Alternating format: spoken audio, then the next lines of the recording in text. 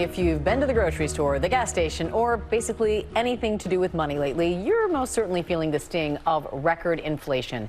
The government's consumer price index has surged to a whopping 9.1%, and that's a 40-year record high. Joining us to break it all down, tell us what it means, is ABC News correspondent Deirdre Bolton. Deirdre, welcome. Thank you. I'm sorry that we're talking about money flying out of our wallets, but we'll get there. Yes, we're all feeling the pinch, and a lot of people are trying to get some perspective on this. Yes, we say a 40-year high sounds really bad. Just how bad is it? Just give us a sense historically what we're talking about. Well, what's really been crushing to most Americans is that the price of goods that we all need, none of this is discretionary. So food, gasoline, rent, none of these are things that we can cut very easily. All of those prices really going higher. So you mentioned this, a fresh 4-decade high. You have to go back to 1981 to see inflation rising at this pace.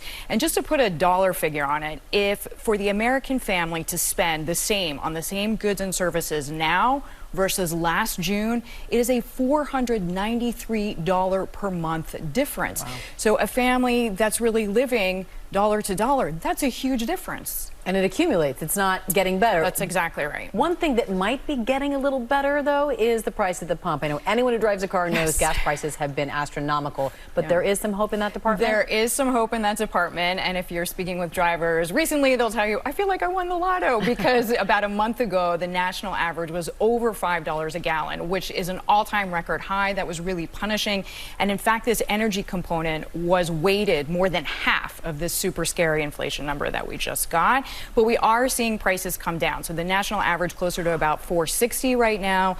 I spoke with Patrick DeHaan at Gas Buddy, and he said probably net July gas probably about 7% cheaper than June. So it will help us. Yes, every little bit counts. Yeah. When you're going to the grocery store, I think we've all seen the prices go up pretty dramatically. Are there certain foods that are going up faster or higher than others? There sure are. I mean, and overall, the sticker shock is real. We all feel it. It's food in general up more than 10%. But if you look at proteins, so eggs, chicken, some of these costs, depending on where you live, depending how close you are to the food store, some of them can be more than 20%. So when people really complain, they're talking mostly about chicken, eggs, protein. These are the biggest culprits. All right. Here in New York, we're all very used to very high rent, very high mortgages. Tears hitting the table. It's really rough. You're like, that's all I can afford? What? But those numbers now are translating for the rest of the country in terms of how expensive housing has become. Yeah, this is really, really big. And Rent.com published some really interesting data. So they're saying the average one-bedroom price has gone up more than 25%. The average two-bedroom place has gone up more than 26%. The bad thing about rent as well is economists call this a very sticky figure. We're talking about food and gasoline. Those prices are dynamic. They move day to day, week to week. Rent, normally you sign a 12-month lease or a 24-month lease, you're locked in. And then there's a behavioral aspect to landlords. They don't tend to lower rent. Once it's established at a certain level, it takes really big market forces to get that down. So for most people, instead of spending, a third on their housing, some people are now spending up to half. Yeah, not to mention how expensive buying or borrowing money for a mortgage is now. Indeed. In fact, we saw 30-year mortgages a few months ago. I mean, you could still find something under 4% with the Fed raising rates. Mortgages, for most people, are around 7% right now. Wow, that's crazy in terms of what we've been used to getting a much cheaper cost. All right, so we're talking about all the things that we need to have going up. There are also some other costs that inflation is driving up, things like going to the dentist. Yeah, this is one data point that really stuck out in this last report. So this was an increase more than 1.5%. This is actually the highest increase since anyone's been tracking this data for the dental industry since 1995. And again, it just underlines this point. These are not discretionary items. We're not talking about going on vacation. We're not talking about redecorating our homes. If you need to go to the dentist, you need to go to the dentist no matter what it costs. Now, of course, you can talk to your provider. Hopefully you have insurance. Hopefully there's some wiggle room, but at the end of the day, that's very basic. Yeah, it certainly is. And is there a silver lining to any of this inflation talk?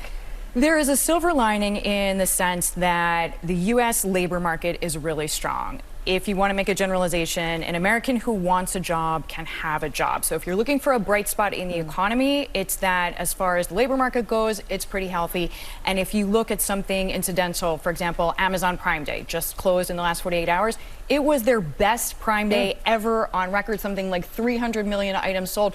So it shows that maybe people are complaining about higher prices for everything, but at the end of the day, they're still spending. And what we collectively spend is 2/3 of our GDP. And it means that, okay, maybe people aren't suffering so much if they can still go on Amazon Prime and to buy things something they may or may not need. Exactly.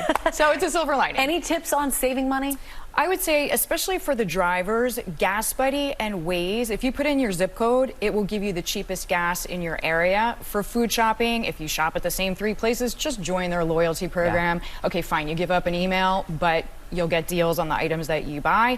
And then there's apps. Basket is one that comes to mind. There's others, though. So if you consistently buy the same kinds of items, they will show you where it's cheapest in your area. All right, Deirdre Bolton, thank you very, very much. We appreciate it. Thanks for stopping by. Of course. Anytime.